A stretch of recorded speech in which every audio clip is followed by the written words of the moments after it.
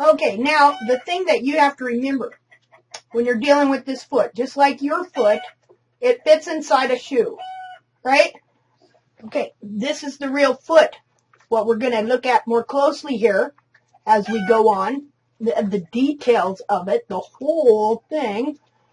Okay, that's the whole foot. And this thing here that fits on it, the part you see, needs to form-fit this. Okay, so the more you understand this, the whole form of it, the more you will be able to recognize when this is not fitting correctly. All right, so we're going to look at the parts of this. Okay, now first of all, this is called the hoof wall, right here. Up here, you're going to see a lot of times, well, you see this band of kind of rough, hard skin here. This is called the Peri Opal, and it surrounds the whole foot and makes up the portion of the bulbs that you see back here. See that skin right there? That's called the Peri Opal.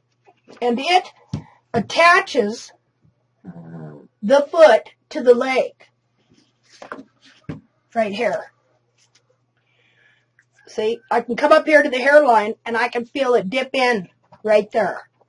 Okay, this skin right here attaches to the skin in the leg, and that's what keeps, well, it's one of the things that keeps this area of the foot attached to the whole leg right here and the hairline and the hide. Now, inside, right up in this rim, right here, what you have what's called the coronary band groove.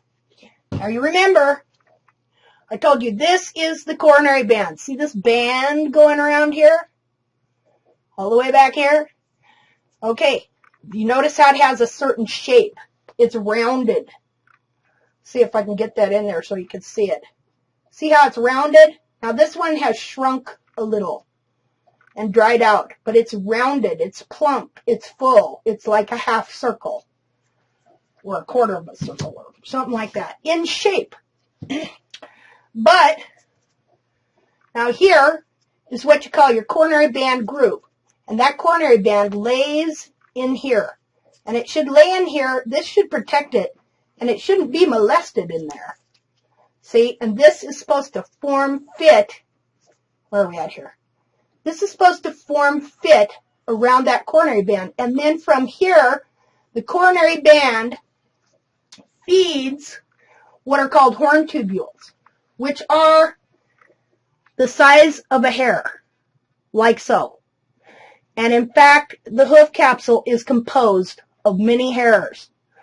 Now, but they're glued together. So from, let's see, from the coronary band here, which sets in the coronary groove of the hoof capsule, it feeds, there are these little papillae. Just a minute here. I had something that I was going to show you what papillae looked like, and now I have misplaced it.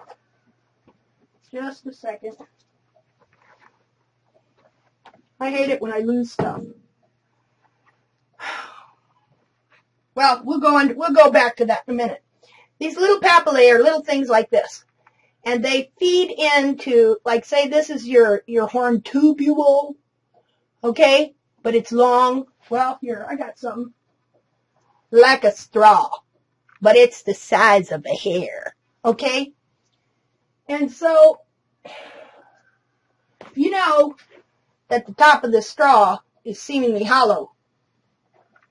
On the coronary band, right here, you have a little, what you call a papillae, okay? And there's the tube to the horn tubule that grows down, and that thing feeds that right there to keep it growing.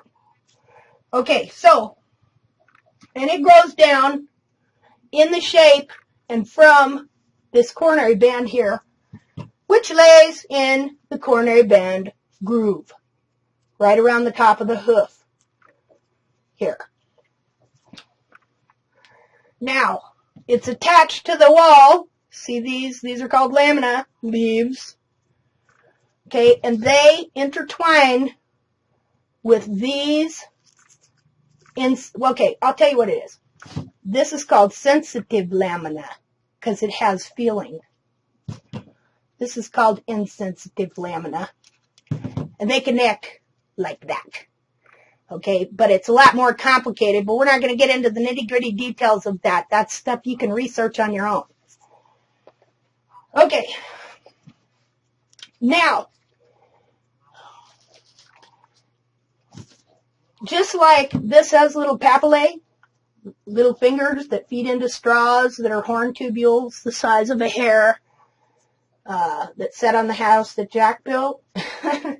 Okay, just like these little tubes feed the wall here, your soul, same thing, has little papillae, little fingers. Okay, and it also feeds what you call soul tubules. See, these would be the tubules of the wall. Okay, same thing in the soul, like a straw. That would be a soul tubule, which is also made out of another kind of horn. The difference being that the horn tubules on the wall that grow down like this never quit growing. They can grow and grow and grow and grow and grow. Whereas the soul tubules are designed only to grow a certain length and then die. See, otherwise you'd have soul that could really grow. But you don't. But your wall can grow. And let's see, what else do we need to know about that? Okay. And then your frog also, right here. It has little papillae from which your frog tubules grow. I don't know if it's frog tubules, but I think they are because I've seen lines. Okay, now all these things are a different texture.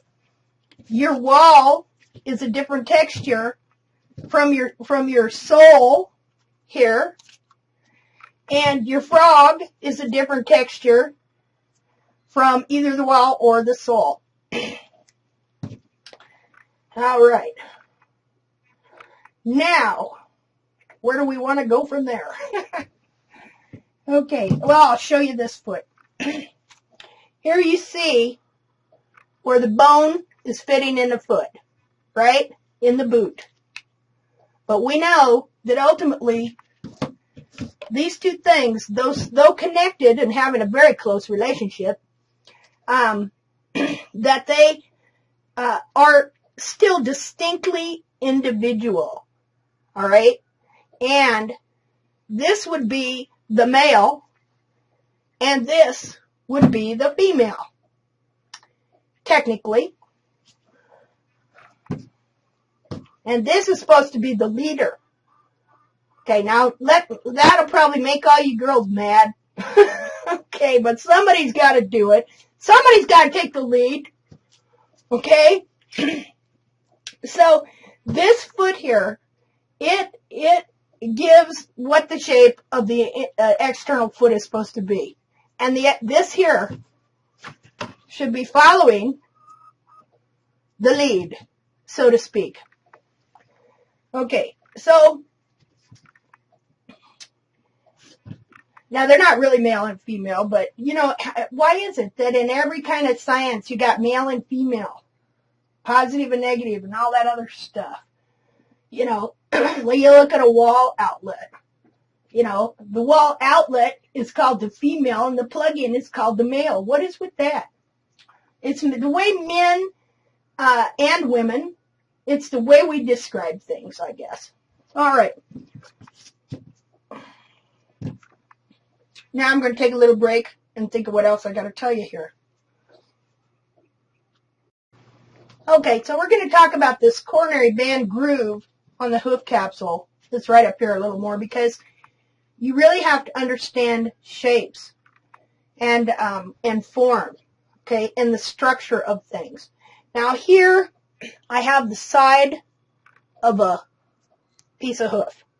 Now up here is the coronary band groove. Let's see, can you see it? Let's see. I want to hold it up so you can see it good. You see the wall starts growing down from here. Okay, the coronary band lays right in here.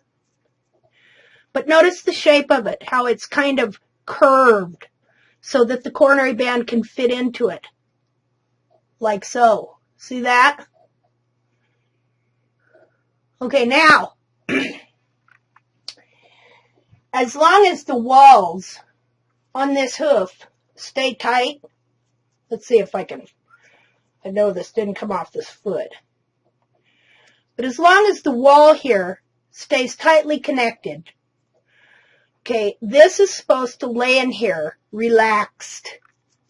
Okay, when the walls start getting longer, like so, and there's leverage and they're pulled out like this, a lot of times what can happen is it can shove this up like so. Now, I want you to think about this. Even though on this dead foot that's dried out, this is hard, on a live foot, it's very soft. Very soft, very delicate. Okay, you can push it up and down like so. And so, let me get down here. And so, again, look at the shape of that. Okay, we're going to fit it on here. That's how it should fit. All right. Try and get it right. When the wall comes out and there's disconnection between the lamina here, okay, a lot of times that hoof wall can get pushed up like that. Okay, now, what do you think that feels like to a horse? Because remember, this is sensitive. This has no feeling, but this is sensitive. It can feel pain. It has blood vessels. It can get cut off, things like that.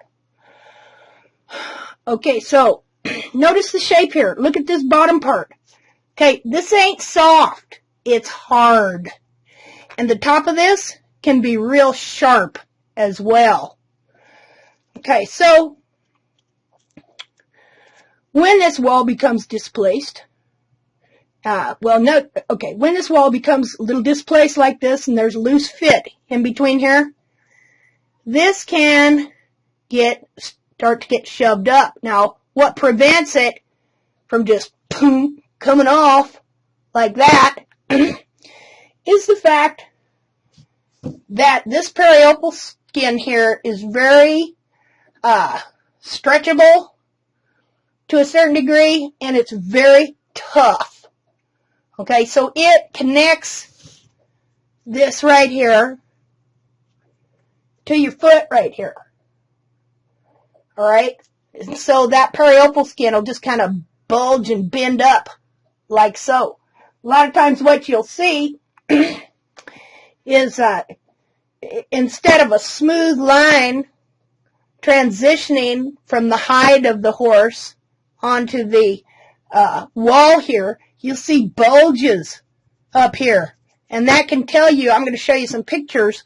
The worst one I ever seen was a horse that was bleeding from around his hooves were really long and straight up and down and kind of stretched out a little bit, and there was blood just coming out of here.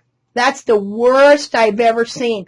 What that means is that it had finally, the wall had just finally shoved up into and past that. They was starting to cut the hide on the inside, and it was coming out. The hoof capsule was obviously poking out the top, and it was causing bleeding. And I'll show you a picture. You can see the blood just running down the hoof. And this girl, she's right, and she's asking him, "What's wrong with my horse? Do you have any idea?" You know, I just felt really, it was from a long time ago when I seen it, and I just felt so sorry for that horse and for the girl, not realizing what was going on with their horse's feet. Okay, can you see how that would happen? Can you understand that now? How you could cause bleeding if it got so bad that it pushed up and started pushing through and tearing the skin, the Peri Opal skin, and the hide. Okay, now, another thing that happens when this happens, okay, as long as this lies unmolested in here, by the coronary band groove being in the correct place, everything goes fine. And I'll tell you what, your wall grows, and you have good quality horn, which the wall is called horn. You have good quality horn in the wall. Okay, but as soon as this comes a little loose here, and all the lamina kind of stretch a little, and then the horse is putting weight on it, on the wall, and this starts to get pushed up a little bit like that. Okay, two things happen. Every bit, now why this is so exactly, I don't know yet. Okay, for every increment that the coronary band is displaced, that the coronary groove is displaced and shoved up on the coronary band, for some reason, you lose the same depth in the sole. There's two ways you lose depth of sole. One, this wall, you see how this wall goes straight down this foot? Now, technically, it should grow past it about that much, and then the sole tubules are contained behind the edge of it here, and so they're underneath the rim of your foot, the coffin bone, the whole foot here. But when the wall gets pulled out, well, that pulls the sole with it most of the time. And the more you pull that toe out, the thinner the sole gets. So two things happen when this gets displaced. One, the wall gets pulled out. This wall is only meant to grow a certain length. A certain length here.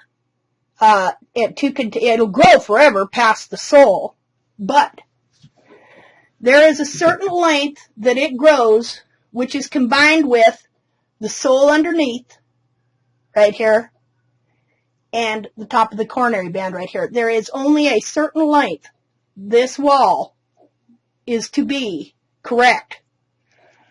See, it's a little wider, little higher here on the toe. It's longer from here to here than it is from here to here. You see that? And there's a certain amount of wall in between here and here. Now imagine I have sole under here. Okay, so when this wall is displaced up like that, it's taken away from your overall length, in a sense, to where your sole becomes displaced, and it's not going to grow correctly, and it's not going to thicken up the sole like you would have it. As well, it's going to affect the quality of the wall here and the comfort of the horse, because imagine what that feels like, being jammed up into these soft tissues here. Just imagine that, just pushing up to where it can't push up no more. And then, if the wall gets loose again, and you go through like a bout of laminitis, or untrimming, or mechanical, or however, whatever situation happens to a particular horse, and the wall comes loose here, it can slip up even more. You see? And then this foot is, meanwhile, going backwards. Like this. Okay. So that's why the coronary band groove is so important, and we have to be able to learn to recognize when there's displacement here in the coronary band groove. Again, I said what you'll see. Now here, I'm examining it on this foot here. And I think we're okay here in the toe. But I can feel right in here where there's a little kind of loop of skin that shouldn't be that way. See, it should be just smooth transition, really, right there. It's a little loop right here too. I know on the other foot that this horse did have coronary band displacement. But I think we will be able to learn to recognize when this is going on by the feel or the look of this right here. Okay.